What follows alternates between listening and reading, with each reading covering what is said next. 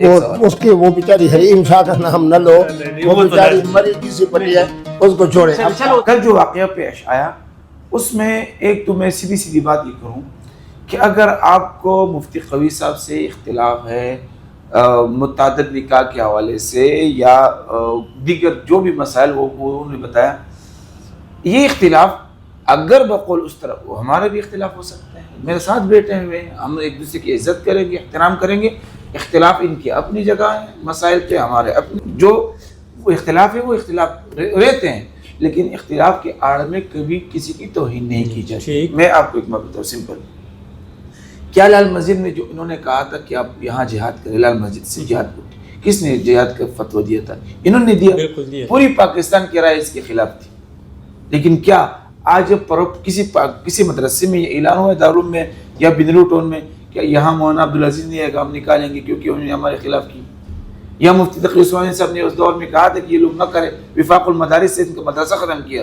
تو کیا وفاق المدارس نے پھر یہ فیصلہ کیا ہے کہ کسی بھی مدرسے میں مولانا عبدالعزیز نہ جائے کیونکہ انہوں نے ہماری رائے کی اختیار نہیں؟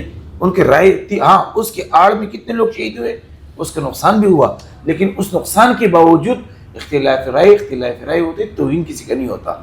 اچھا، حدیث میں آتا ہے من کان یؤمن باللہ والیوم الآخر فلیکرم ضیفہ، کہ جو اللہ اور آخرت پر ایمان رکھتا ہو تو ان کے لیے ضروری ہے، حدیث میں کہ یکرم امر ہے کہ وہ اپنی مہمان کا اکرام کرے۔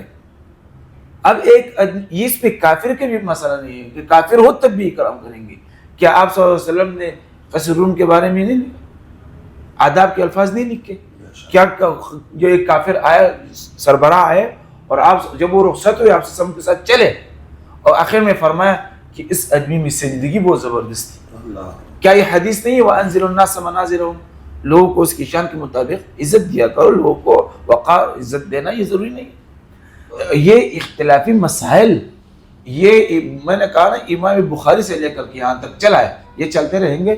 لیکن میں آپ کو بتاؤں، اگر یہ کہتے ہیں مولانا عبدالعزیز صاحب کہ جو ترغیباً ہوتا ہے تمہیداً ہوتا ہے، لیکن یہ ترغیباً استاد اور شاگرد کے بیچ میں ہوتا ہے، پیر اور مرید کے درمیان ہوتا ہے، لیکن یہاں تو کوئی جوڑ نہیں بنتا ہے کہ آپ جو ہے نا اس طرح مفتی صاحب کو، اور ان کی عمر میں 72 سال مفتی قوی صاحب کو عمر ہے تو عمر میں بھی آپ سے بڑھے ہیں، تو لیکن آخر میں یہ گزارش کروں گا مولانا عبدالعزیز صاحب کو کہ یہ اس بات کو کوئی پسند نہیں کیا جو آپ نے کی، کسی کو یہ پسند نہیں، مشرق میں مشرقی کلچر میں، لیکن پھر بھی میں آج مولانا مفتی عبدالقوی صاحب سے میں نے گویا کہ اس کا اختیار لیا ہے، اور میں جلد مولانا عبدالعزیز صاحب سے ملاقات کروں گا اور ان سے کہوں گا بھی کہ اس مسئلے کو آگے نہ بڑھائیں۔ جیسے انہوں نے کہا کہ ایک معافی اور ایک پیار محبت کا پیغام انہوں نے دیا ہے، تو وہ پیار محبت کا پیغام مولانا عبدالعزیز صاحب بھی دیں۔ جب 1982 سے حضرت وہاں نمازیں پڑھ رہے ہیں تو اسی طرح وہ جمعے کے لیے آتے رہیں، آپ ان کا احترام کرتے رہیں، تو میں کہوں گا اس مسئلے کو یہیں تک رکھ کے آگے نہ بڑھائیں۔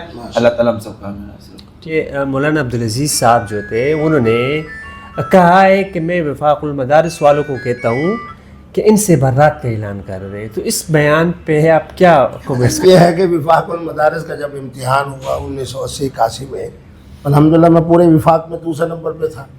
بات یہ ہے کہ میری عزت، میری شخصیت، میرا احترام یہ ہے کہ میرے پاس وفاق کی صنعت ہے جی، اور اگر وفاق والے، میرا خیال ہے کہ مولانا کے کہنے پر ان کو تو فارغ انہوں نے کیا کہ وفاق سے نکالا، لیکن آج تک الحمدللہ میرا مدرسہ تو ہے وفاق سے وابستہ ہے، اور میرا الحمدللہ کوئی معاملہ ایسا نہیں ہے جس کی وجہ سے وفاق میرے علم کے اوپر اعتراض کرے یا ان کے دوبارہ۔ اگر مولانا کی یہ خواہش ہے تو ان کی مرضی کر لیں۔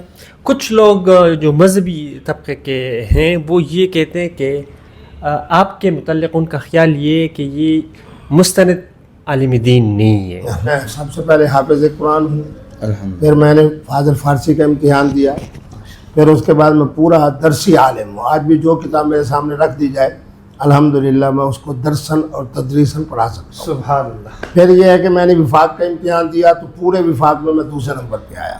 سبحان اللہ۔ اس کے بعد الحمدللہ مفتاح النجاح میں نے لکھی، جو حضرت مفتی صاحب کو پتہ ہے کہ تمام علماء طلباء آخری سال جو دورہ حدیث کا ہوتا ہے اس میں وہ کتاب پڑھتے ہیں۔ دوسرا یہ ہے کہ رسالے میں نے لکھے ہیں کہ طلاق واقع نہیں ہوتی، میں نے رسالہ لکھا ہے کہ بچپن کا نکاح منعقد نہیں ہوتا، علم میراث پہ میں نے رسالہ لکھا ہے۔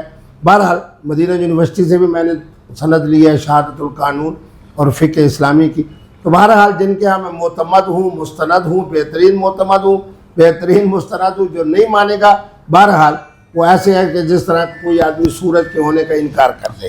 تو الحمدللہ میں مستند بھی ہوں، مدینہ یونیورسٹی سے بھی میرے پاس سند ہے، جامعہ ازہر کے بھی میرے پاس شہادتیں ہیں، وفاق کے اندر بھی جناب میرے پاس سند موجود ہے، اور الحمدللہ ادھر سے میں میٹرک، ایف اے اور بی اے اور اس کے بعد ایم اے اردو بھی ہوں الحمدللہ۔